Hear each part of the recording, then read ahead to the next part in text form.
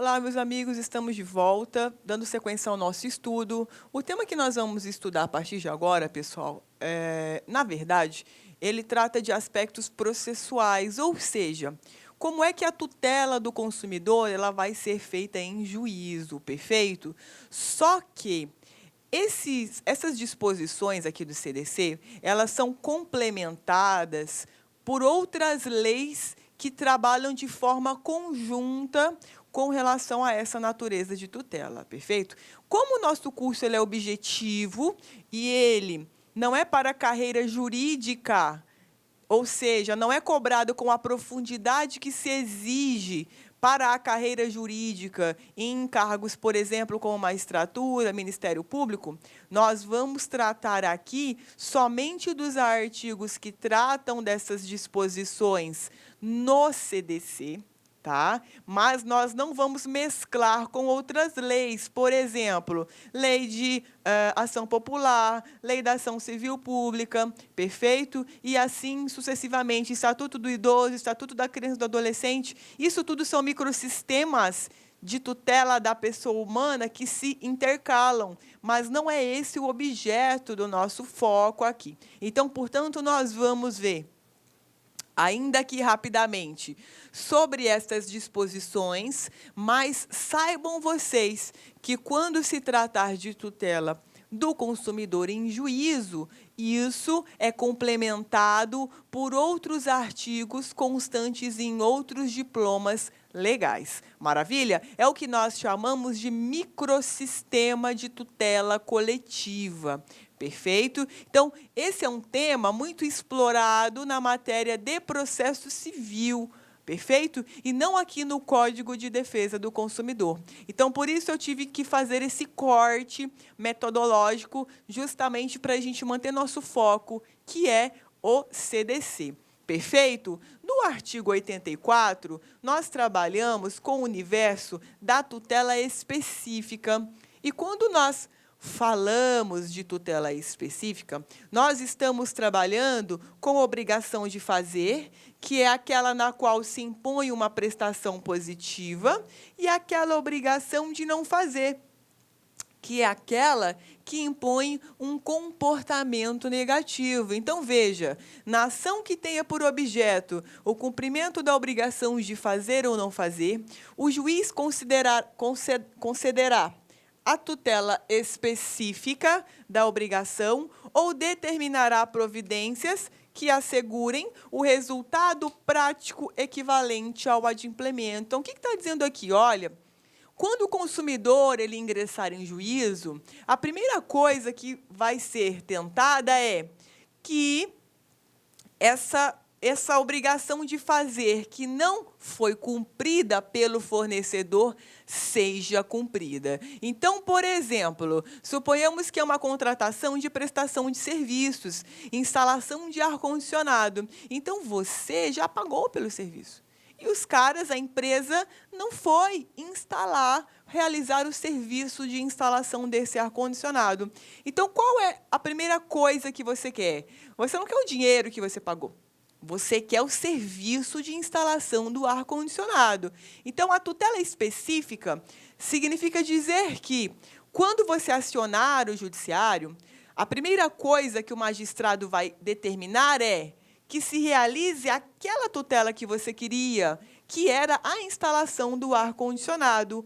Ou, muitas vezes, quando essa tutela específica, ou seja, o fornecedor com quem você contratou essa instalação de ar.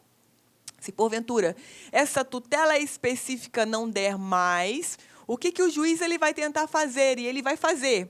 Ele vai assegurar um resultado prático equivalente ao adimplemento, que significa dizer que o juiz ele vai dar um jeito de que você tenha a prestação do seu serviço de ar-condicionado. Então, se não for com a empresa fornecedora, para quem você já pagou, o juiz vai determinar que essa empresa fornecedora do serviço contrate uma outra empresa e arque com as custas. Então, veja, nesse meu segundo exemplo, o juiz ele vai sair da tutela específica e vai para um resultado prático equivalente. Qual é o resultado prático equivalente? A instalação do ar-condicionado. Não importa que realizado por outro fornecedor, mas importa que a prestação foi atendida, o pedido, a pretensão do autor, do consumidor foi atendida. Perfeito? No CDC, nós temos já essa possibilidade expressa aqui no parágrafo 3º, ok? E veja, isso aqui é complementado com as disposições do novo Código de Processo Civil. Mas, como eu já disse para vocês, nós não vamos adentrar aqui no universo do novo Código de Processo Civil. Veja, sendo relevante o fundamento da demanda e havendo justificado o receio de ineficácia do provimento, é lícito ao juiz conceder a tutela liminarmente ou após justificação prévia citando o réu. Significa dizer que, se porventura você tem ali uma urgência na prestação dessa tutela específica e o fornecedor ele não vai fazer, o juiz ele pode liminarmente, sem ouvir, sem consultar a opinião do fornecedor, já decidir essa tutela específica ou um resultado prático equivalente. Maravilha? Dentro desse universo da tutela específica ou do resultado prático equivalente, nós temos a figura das multas, que são chamadas de astreintes, que é uma multa coercitiva. Ou seja, o juiz poderá, na hipótese do parágrafo 3º ou na própria sentença, impor multa diária ao réu, independentemente do pedido do autor, se for suficiente ou compatível com a obrigação, fixando prazo razoável para o cumprimento do preceito. Agora, veja, ainda dentro dos aspectos processuais da tutela do consumidor em juízo, nós temos uma questão extremamente importante, que é a competência pelo domicílio do consumidor. Ou seja, sempre que nós tivermos uma ação de responsabilidade civil do fornecedor de produtos e serviços, nós vamos poder propor essa ação sempre no domicílio do consumidor, perfeito? Então, geralmente, nós temos algumas cláusulas abusivas que determinam o foro do local para resolver esse conflito da relação de consumo, geralmente na matriz da empresa. Então, comprou no Ceará, a matriz é em São Paulo, então o foro é São Paulo. Essa cláusula é abusiva. Por quê? Porque o CDC coloca que, em regra, a competência ela pode ser estabelecida a partir do domicílio do autor, ou seja, do domicílio do consumidor. E também, veja, quando nós temos o fornecedor que tiver contratado seguro de responsabilidade, ele pode, inclusive, chamar para o processo o próprio segurador, vedada a integração do contraditório pelo Instituto de Resseguros do Brasil. Nessa hipótese, a sentença que julga procedente condenará o réu nos termos do artigo 80 do CPC. Aqui, dentro daquele sistema de normas que se complementam, nós temos aqui a ratificação através do inciso 2º, que não é o objeto do nosso estudo. Então, aqui, para fins de competência, no universo da lei do CDC, da sua prova que vai cobrar CDC, você vai ter que levar o inciso 1º, que fixa a competência em razão do domicílio do autor, ou seja, do consumidor.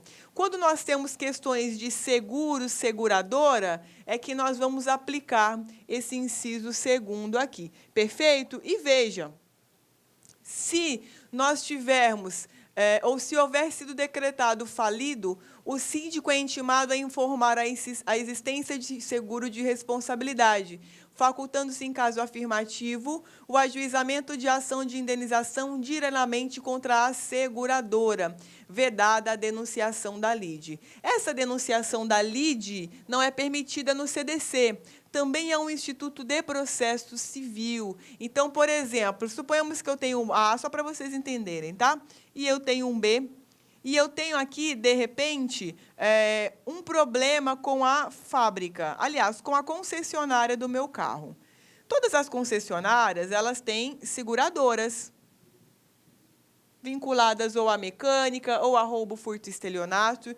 E aí, veja, suponhamos que eu ingressei contra B por um vício no meu carro e a seguradora B, a seguradora não, me perdoem, a concessionária B, queira já nessa ação do consumidor minha, trazer a seguradora para o polo passivo da ação, dizendo assim, olha, tem problema, quem resolve é a minha seguradora. Isso é chamado de denunciação à lide, tá? Isso não é permitido aqui no CDC, perfeito? Mas não se preocupem que isso aqui somente vai ser cobrado em carreiras jurídicas em um grau de profundidade muito grande, no qual seja cobrado, inclusive, Código de Processo Civil. Maravilha?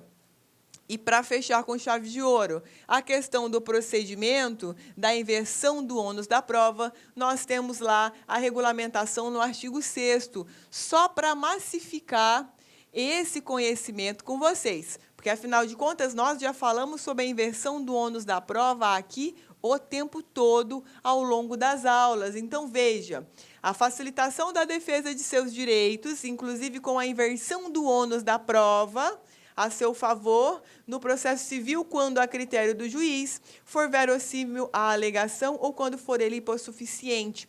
Então, se nós temos aquelas vulnerabilidades, lembra? Técnica, jurídica, econômica, nós vamos ter a aplicação automática da inversão do ônus da prova. Tudo bem? Então, gente, com essas considerações, nós vimos praticamente 90% dos artigos mais importantes do CDC. E, a partir de agora, nós vamos falar também sobre os crimes previstos no CDC. Os aspectos processuais, procedimentais, as políticas nacionais, os princípios gerais do CDC, os princípios gerais da proteção contratual, todas aquelas diretrizes que nós vimos estabelecidas nos artigos, vício e defeito do produto ou serviço, nós vimos aquilo que é de mais importante. Então, você, se ler os slides em que nós trouxemos aqui, os artigos, você está tranquilo para gabaritar o CDC. Tranquilo. Depois pode me mandar um e-mail dizendo assim, Laila, pô, graças a Deus eu consegui marcar, porque tudo que tem aqui, meus queridos, é sem dúvidas aquilo que eventualmente vai ser cobrado na tua prova. Maravilha? E aí já, portanto, adentrando no universo dos crimes da relação de consumo, nós vamos ter, meus queridos, sujeito ativo e passivo para todos esses crimes. Então, esses crimes, de uma maneira geral, trabalham com o sujeito ativo as mesmas pessoas, no caso o fornecedor, e trabalham como sujeito passivo as mesmas pessoas, no caso o consumidor. Perfeito? As infrações estão dispostas entre o artigo 61 a 80 do próprio CDC. Perfeito? E aí veja que o sujeito ativo vai ser justamente aquele que se encaixar no conceito de fornecedor que é trazido pelo CDC, enquanto que o sujeito passivo é aquele conceito que é trazido no artigo 2º e também nos seus parágrafos, já que nós sabemos que nós temos também os consumidores a título de equiparação. Então, veja que tanto o sujeito ativo ou passivo, essas serão as pessoas que vão permear o processo criminal, que irá ali ser instaurado com base na prática dos crimes que nós, daqui a pouquinho, vamos estudar. Então, vamos dar um break para a gente continuar a partir da última parte da aula. Até já! Clique lá.